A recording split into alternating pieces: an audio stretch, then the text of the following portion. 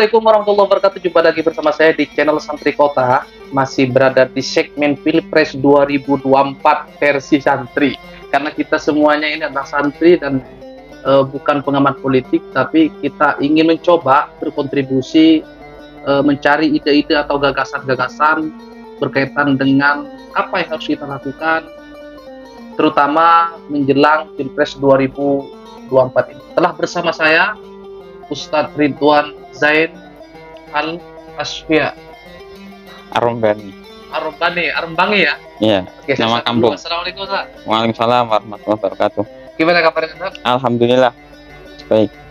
Politik gimana politik Ustaz? Iya, kita menyikapi dengan biasa saja. Santai aja. Di tengah perbedaan santai saja. Bagi santri itu ya semua bisa diselesaikan di warung kopi ya. Nah, oke, Pak Santri, bukan itu yang akan kita bahas, tapi saya ingin membahas sesuatu yang sangat menarik. Biasanya kalau pilpres itu berlomba-lomba mencari kelemahan lawan, ya kan? Coba kita mencari kelebihan-kelebihan dari setiap para kandidat pilpres 2024 ini. Oke, saya tanya dari nomor 1 dulu, Ustaz. Kelebihannya Anies apa sih? Kelebihan Pak Anies itu satu, di samping beliau itu sebagai seorang akademisi yang berhasil ya.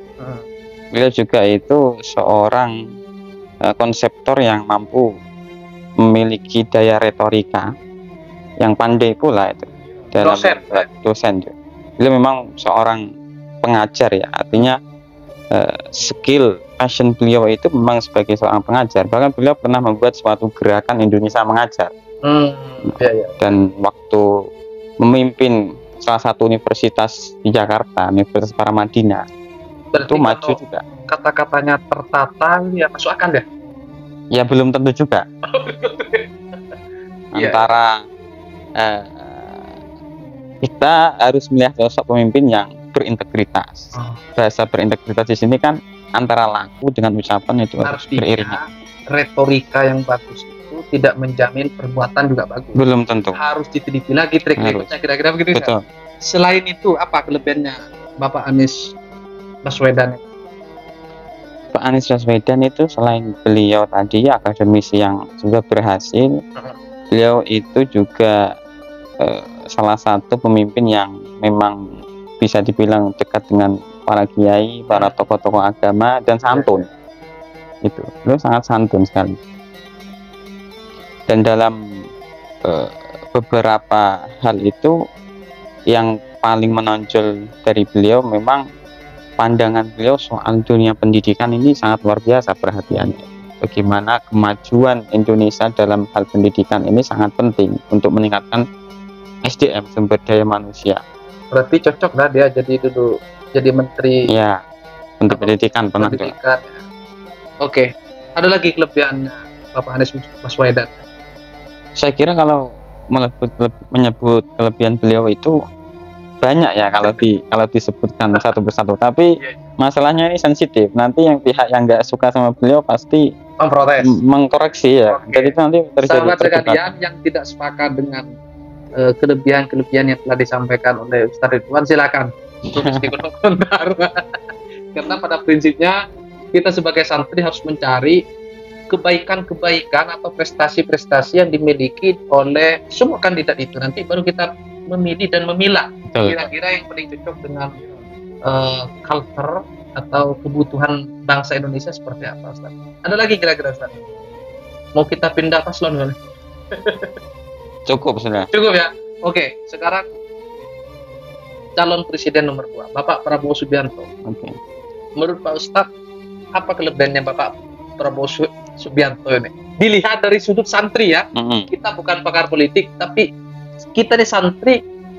Siapa sih Bapak Prabowo? Iya. Silakan Ustaz.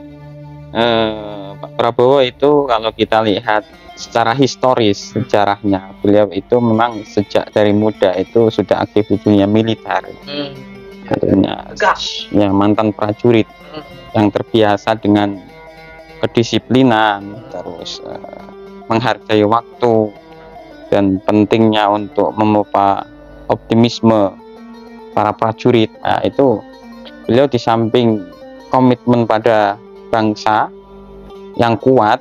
Juga beliau salah satu, saya mengutip dawuhnya Gus Dur ya, salah satu orang yang paling ikhlas dalam memperjuangkan bangsa Indonesia ini. Iya. Itu apa namanya itu, di luar perdebatannya. Iya. Artinya saya hanya menyampaikan apa yang pernah didawahkan Gus Dur. Sedangkan Gus Dur itu dawuhnya itu jarang yang meleset.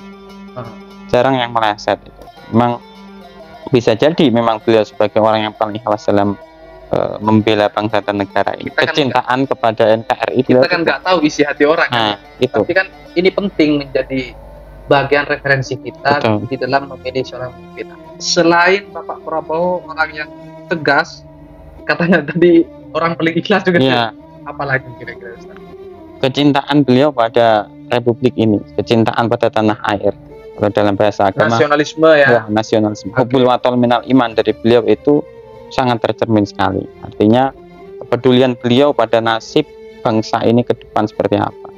Itu makanya beliau sering mengatakan bahwasanya, coba kalau misalnya Eropa bikin produk ini, kenapa bangsa Indonesia tidak mampu membuat produk yang sama? Kalau misalnya bangsa Amerika memiliki dunia militer yang maju, kenapa bangsa Indonesia, bangsa kita tidak mampu memiliki kemajuan militer yang sama juga? Artinya beliau ingin Indonesia ini betul-betul menjadi negara yang merdeka dan maju, artinya berdiri di atas kaki sendiri, artinya negara yang kuat, yang berdikari, yang mandiri. Oke. Ada lagi Ustaz? Banyak juga ya. Ini ya, kalau berbicara soal kelebihan, saya lebih spesifik membahas kelebihan tentang pribadi atau sikap ya. Kalau kelebihan tentang kinerja itu beda lagi urusannya. Nanti terjadi perdebatan panjang. Keunggulan Prabowo ini tegas gitu ya. Tegas, disiplin. Kalau Pak Anies, beliau santun, beliau pendidik. Pendidik gitu ya. Pendidik. Oke. Sekarang calon presiden 03. Bapak Ganjar Pranowo. Apa kelebihannya?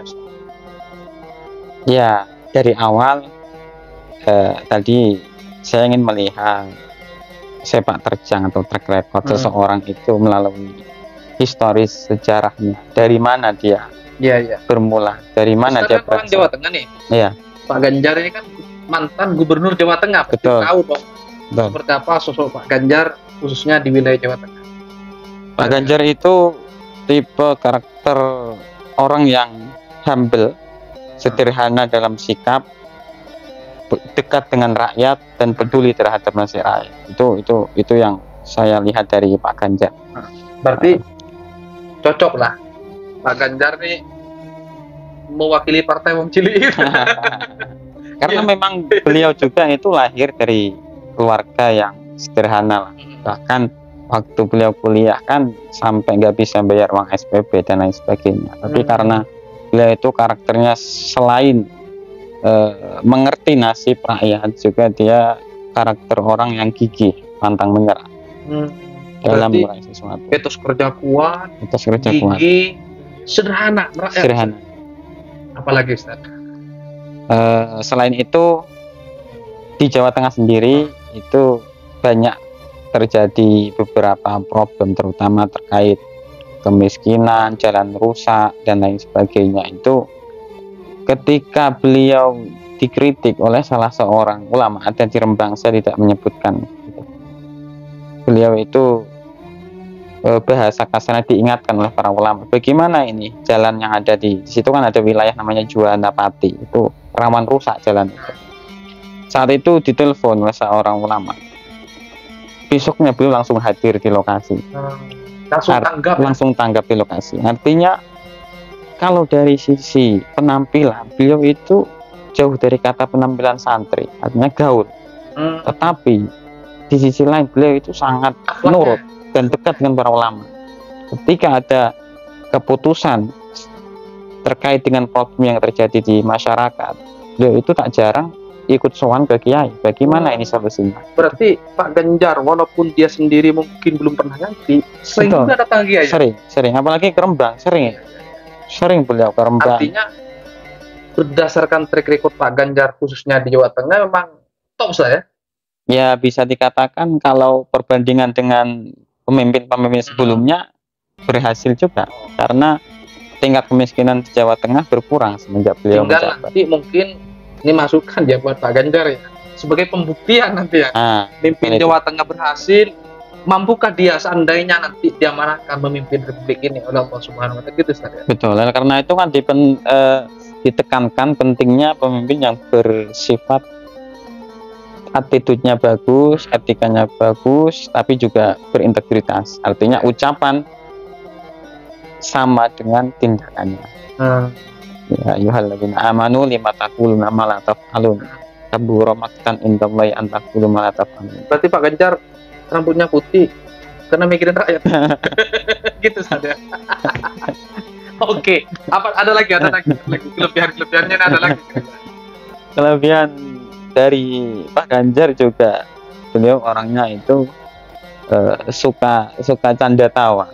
Artinya dalam menghadapi realitas apapun itu dihadapi dengan enjoy. Tapi serius, kan susah ini. Ya. Santai tapi serius kan susah. Oke, dari sekian banyak kelebihan-kelebihan yang dimiliki oleh calon presiden kita, yang mana yang mungkin tapi ini Ustaz ya.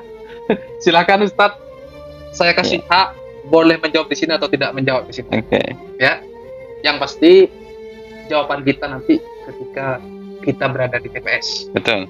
Hanya kita dan Allah yang tahu. Kita yang nyoblos, Allah akan menjadi saksi.